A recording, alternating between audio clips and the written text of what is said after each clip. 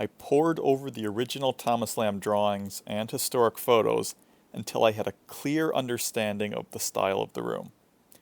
From there, I set out to recreate the lobby by drawing the new ornaments that needed to be fabricated and put back into the lobby. It was like being a draftsman in Thomas Lamb's office, separated by decades and decades in time, but connected by the enduring classical architecture design language that we both speak. However, bringing Thomas's designs back to life was not just simply a matter of copying the original designs verbatim.